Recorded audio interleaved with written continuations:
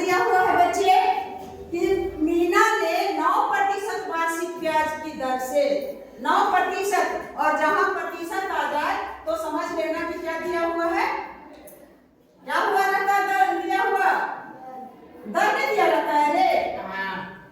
और 1 वर्ष पश्चात यानी समय दिया हुआ है, एक वर्ष, समय पकड़ लिया ने, समय है 1 वर्ष, 1 वर्ष, और उसके बाद पश्चात 45 रुपया ब्याज के रूप में, 45 रुपया में है हो। तो ब्याज कितना है, ब्याज दिया हुआ है 45 रुपया।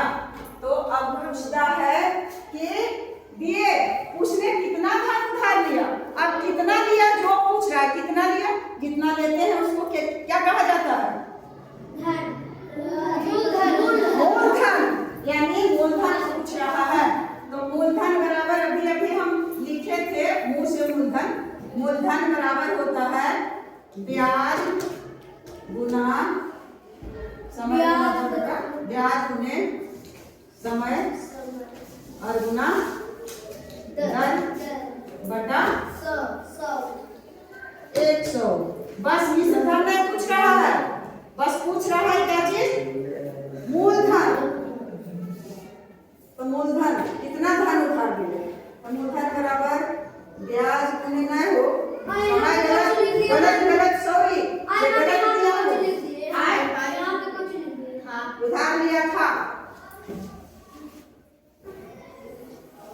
मूलधन बराबर होता है ब्याज गुना 100 बटा समय गुना दर।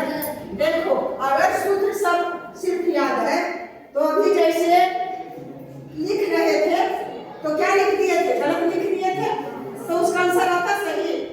इसलिए सिर्फ हम इस पर निर्भर नहीं रहे, हम लोगों को अपने माइंड से भी, एथिक नियम से भी बनाना चाहिए।